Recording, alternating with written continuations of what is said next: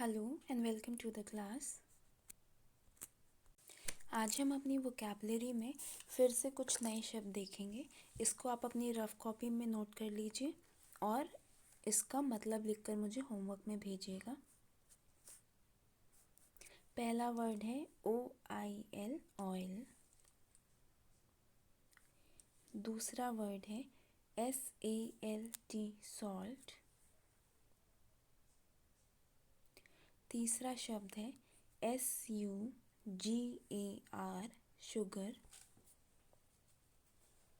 अब मैं आगे बढ़ रही हूँ। चौथा वर्ड है WHEAT वीट।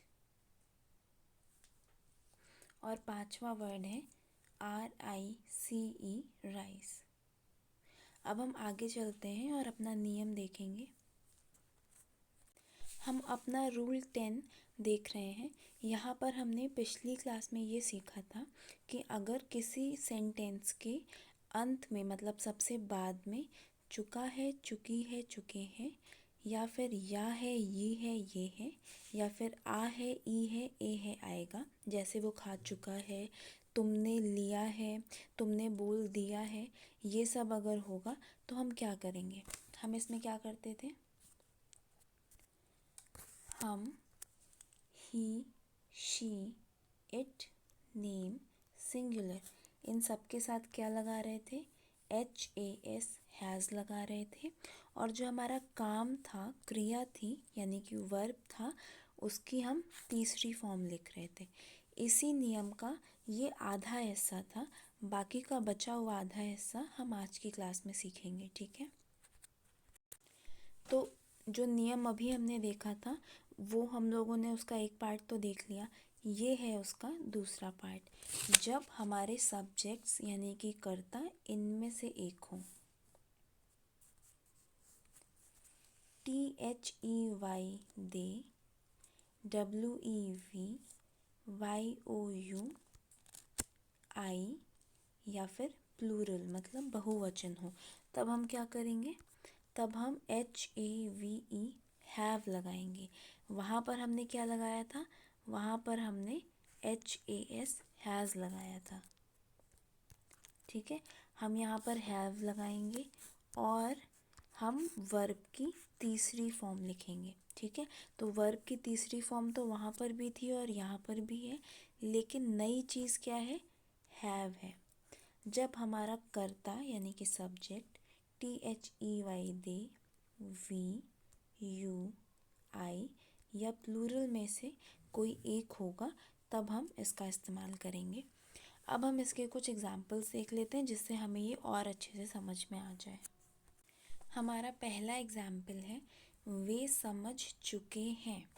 तो यहाँ पर वे के लिए हमने THEY दे लिख दिया, चुके हैं आ गया यहाँ पर, तो हम अपना अभी वाला नियम लगाएंगे और यहाँ पर हैव लिख देंगे। अब हम देखेंगे कि काम क्या हो रहा है। तो यहाँ पर वर्ब क्या है? समझ रहा है। समझने को इंग्लिश में 3 फॉर्म्स में हम लिख सकते हैं। वो क्या क्या है अभी लिखती हूँ नीचे। तो पहली फॉर्म में इसको कहते हैं अंडरस्टैंड, दूसरी फॉर्म में कहते हैं अंडरस्टूड और तीसरी फॉर्म में भी कहते हैं अंडरस्टूड। क्योंकि यहाँ पर चुका है लिखा है तो हमें इस तीसरी फॉर्म का काम है। बाकी दोनों फॉर्म्स को क्या करेंगे? गायब कर देंगे,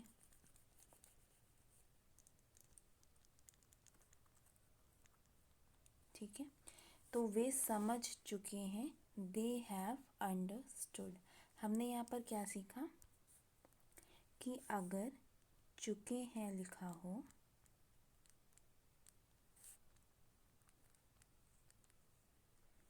तो हम क्या करेंगे? हम हैव लगाएंगे और वर्ब की तीसरी फॉर्म लिखेंगे, ठीक है? हैव कब लगेगा? जब दे हो, THEY दे हो, तब हैव लगाएंगे, ठीक है? अगला एग्जाम्पल देखते हैं। हम खा चुके हैं। हम के लिए हमने वी लिखा, चुके हैं इसीलिए हमने हैव लिखा, और वर्ब क्या है? काम क्या हो रहा है? खा रहे हैं। खाने को इंग्लिश में 3 फॉर्म्स में क्या कहते हैं? पहली फॉर्म में कहते हैं EAT ईट, दूसरी फॉर्म में कहते हैं ATE एट, और तीसरी फॉर्म में कहते हैं EATEN ईटन। क्योंकि यहाँ पर चुके हैं है इसीलिए हमें तीसरी फॉर्म से मतलब है, बाकी दोनों फॉर्म्स का हमें कोई काम नहीं। यहाँ पर हम खा चुके हैं, वी हैव ईटन। हमने यहाँ पर सीखा कि अगर चुके हैं हो तो हम वी के साथ HAVE हैव लगाएंगे और वर्ब की तीसरी फॉर्म लिखेंगे। ठीक है। अब एक चीज़ मैं यहाँ बता रही हूँ, मैं बार बार ये सारी चीज़ें लिखती हूँ तो आप लोग थोड़े से बोर हो सकते हैं, लेकिन पर मैं इसलिए लिख रही हूँ जिससे आपको ये सब याद हो जाए। ठीक है। अगर अभी तो तुरंत समझ में आ जाएगा पर बाद में आप भूल जाएंगे। इस तरीके से बार बार लिखने से मुझे लगता है आपको याद होगा, और आप भी इसको याद करने की कोशिश किया करिए। सारे नियम जो अभी तक बताए हैं उसको याद करने की कोशिश आप किया करिए। ठीक है। आगे बढ़ते हैं। तुम बेच चुके हो। तुम की इंग्लिश हो गई YOU।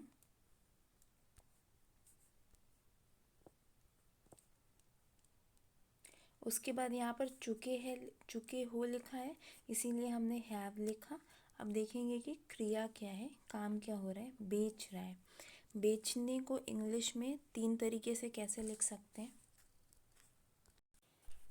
SELL सेल ये पहला फॉर्म है, SOLD सोल्ड ये दूसरा फॉर्म है, और SOLD सोल्ड ये तीसरा फॉर्म है। क्योंकि यहाँ चुके हो लिखा है इसीलिए हमें तीसरे फॉर्म का काम है, तो बाकी दोनों फॉर्म्स को हम गायब कर देंगे। अब तुम बेच चुके हो का हो जाएगा यू हैव सोल्ड। यहाँ पर हमने सीखा कि अगर चुके हो लिखा हो तो हम लोग YOU यानी कि तुम के साथ HAVE हैव लगाएंगे और वर्ब की तीसरी फॉर्म लिखेंगे। ठीक है। अगला देखते हैं। मैं मिल चुकी हूँ। मैं की हो जाएगी इंग्लिश आई, चुकी हूँ लिखा है इसीलिए हमने हैव लिख दिया। उसके बाद हम देखेंगे कि यहाँ पर वर्ब क्या है, क्रिया क्या है, मिल रहा है। ठीक है। जैसे कि आप अपने दोस्तों से मिलते हो या रिश्तेदारों से मिलते हो, उस मिलने को इंग्लिश में क्या बोलते हैं? पहले फॉर्म में बोलते हैं MEET मीट, दूसरे फॉर्म में बोलते हैं MET मेट, और तीसरे फॉर्म में भी बोलते हैं MET मेट। क्योंकि यहाँ चुकी हूँ लिखा है, गलत मिला दिया, क्योंकि यहाँ चुकी हूँ लिखा है इसीलिए हम इसको तीसरे फॉर्म से मिलाएंगे, और मैं मिल चुकी हूँ का हो जाएगा आई हैव मेट। यहाँ पर हमने देखा कि अगर चुकी हूँ लिखा हो सबसे बाद में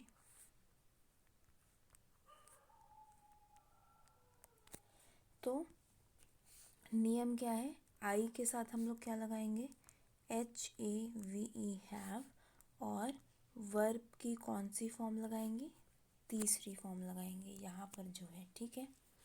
आगे देखते हैं। दुकानदारों ने बताया है।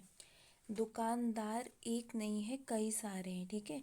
बहुवचन है, तो एक दुकानदार को हम लोग कहते हैं शॉपकीपर, पर बहुत सारे हैं तो हम लोगों ने यहाँ पर S भी लगा दिया है। ठीक है। शॉपकीपर्स। या है आ गया यहाँ पर, हम लोगों ने पढ़ा था ना आज, या है, ये है होगा, तब भी हम यही नियम लगाएंगे। तो यहाँ पर या है आ गया है तो हम HAVE हैव लगा देंगे। फिर यहाँ पर काम क्या हो रहा है, बता रहा है। बताने को इंग्लिश में क्या कहते हैं 3 फॉर्म्स में? पहली फॉर्म में कहते हैं TELL टेल, दूसरी फॉर्म में कहते हैं TOLD टोल्ड, और तीसरी फॉर्म में भी कहते हैं TOLD टोल्ड। क्योंकि यहाँ पर या है इसीलिए हम लोग तीसरी फॉर्म का इस्तेमाल करेंगे, और बाकी सबको मिटा देंगे। दुकानदारों ने बताया है, शॉपकीपर्स हैव टोल्ड। यहाँ हमने सीखा कि अगर वाक्य के अंत में या है आ गया तो हमें क्या करना है, हमें प्लूरल यानी बहुवचन के साथ HAVE हैव लगाना है और वर्ब की कौन सी फॉर्म लिखनी है, तीसरी, ये वाली। ठीक, अब हमारे सारे एग्जाम्पल्स ख़त्म हो चुके हैं। आप लोग अपना होमवर्क क्वेश्चन नोट करिए। पहला क्वेश्चन है, वे पहुंच चुके हैं। चुके हैं, यहाँ पर वर्ब क्या है, पहुंचना, और पहुंचने के वर्ब के 3 फॉर्म्स क्या है। पहला है REACH रीच, दूसरा है REACHED रीच्ड, और तीसरा भी है REACHED रीच्ड। आपको इसमें से कौन सा चुनना है, तीसरे नंबर वाला। ठीक है, बाकी दोनों को आप यहीं छोड़ दीजिएगा, ये सिर्फ आपके जानने के लिए लिख दिया है। अगला लिखिए, मैं आगे बढ़ा रही हूँ। दूसरे नंबर पे है, हम ख़त्म कर चुके हैं। चुके हैं, यहाँ पर वर्ब क्या है, ख़त्म करना। ठीक है, और ख़त्म करने को इंग्लिश में वर्ब में 3 फॉर्म्स में लिख सकते हैं। पहला है FINISH फिनिश, दूसरा है FINISHED फिनिश्ड, और तीसरा भी है FINISHED फिनिश्ड। तीसरे नंबर पे है, आप बोल चुके हैं। चुके हैं, अब यहाँ पर आपकी इंग्लिश क्या होगी, आपकी इंग्लिश होगी YOU। तुम हो या आप, इंग्लिश में दोनों के लिए ही यू का इस्तेमाल होता है। फिर यहाँ पर काम क्या हो रहा है, बोल रहा है, तो बोलने को वर्ब की 3 फॉर्म्स में ऐसे लिखते हैं। पहला है SPEAK स्पीक, दूसरा है SPOKE स्पोक, और तीसरा है SPOKEN स्पोकन। आप लोग चाहें तो यहाँ साथ साथ में ही होमवर्क कर सकते हैं। आगे बढ़ते हैं। 4 नंबर पे है, मैंने पढ़ लिया है। यहाँ पर मैंने के लिए क्या इस्तेमाल करेंगे, आई। ठीक है, यहाँ पर या है आ गया तो हमें आज वाला नियम ही लगाना है। यहाँ पर वर्ब क्या है, काम क्या हो रहा है, पढ़ रहे हैं, तो पढ़ने को 3 फॉर्म्स में लिखते हैं। पहला है READ रीड, दूसरा है READ रेड, और तीसरा भी है READ रेड। इसमें ध्यान दीजिएगा, तीनों फॉर्म्स में स्पेलिंग एक ही है पर बोलने का तरीका अलग है। पहले फॉर्म को रीड बोलते हैं और दूसरे और तीसरे फॉर्म को रेड बोलते हैं। आखिरी क्वेश्चन है आज का, 5 नंबर पे, मेहमान आ गए हैं। अब यहाँ पर ए है आ गया ना, तो ए है आ जाए तब भी हम लोग आज वाला नियम ही लगाएंगे। यहाँ पर एक मेहमान की बात नहीं हो रही है, कई सारे मेहमान हैं, तो इसीलिए हम लोग यहाँ पर मेहमान की इंग्लिश क्या लिखेंगे, ये बहुवचन है, और यहाँ मेहमान की इंग्लिश होगी GUEST। ये एक मेहमान हो तब होगा, पर बहुत सारे हैं, बहुवचन है तो S लगा देंगे, गेस्ट्स। आ गए हैं, आने को इंग्लिश में 3 फॉर्म्स में कैसे लिखेंगे। पहला है ARRIVE अराइव, दूसरा है ARRIVED अराइव्ड, और तीसरा भी है ARRIVED अराइव्ड। तो हमने सारे होमवर्क क्वेश्चंस अब आप लोगों को बता दिए हैं। अगर आपको कुछ पूछना हो तो आप पूछ सकते हैं। आज के लिए इतना ही, थैंक यू।